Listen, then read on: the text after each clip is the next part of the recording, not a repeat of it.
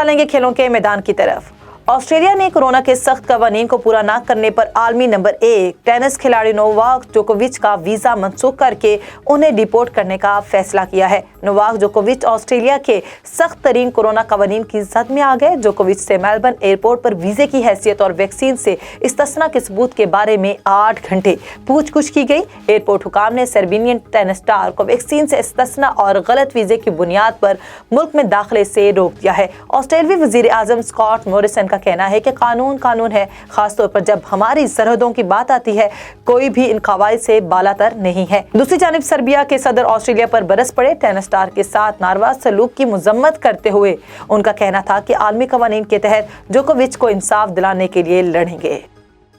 27 जनवरी से शुरू होने वाले पाकिस्तान सुपर लीग PSL के 7वें एडिशन के लिए पेशावर ज़िल्मी की किट लॉन्च कर दी गई। ज़िल्मी किट को पेशावर शहर और मारखोर के नाम किया गया है। फूलों के शहर पेशावर के रवायती डिज़ाइन को किट में शामिल किया गया है। इसके साथ ही पेशावर और खैबर पख्तूनख्वा के मकामात इस्लामिया कॉलेज, घंटा घर, पेशावर, दर खैबर और K2 को नुमायाँ किया गया है, जबकि पाकिस्तान के कौमी जानवर मारखोर को भी शर्ट पर नुमायाँ किया गया है। पेशावर ज़िल्मी के चेयरमैन जावेद आफरीदी ने कहा कि किट को पेशावर शहर के नाम किया गया है। इंशाल्लाह PSL 8 में ज़िल्मी अपनी बैचिज अरबाब नियाज स्टेडियम में अपने पुरजोश फैंस के सामने खेलेगी। नई किट की रोनुमाई पर ज़िल्मी सुपरस्टार्स वहाब रियाज, शुएब मलिक, कामरान अकमल, उस्मान कादिर पुरजोश दिखाई दिया और PSL 7 में बेहतरीन कारकर्दगी का अज़्म का इजहार किया।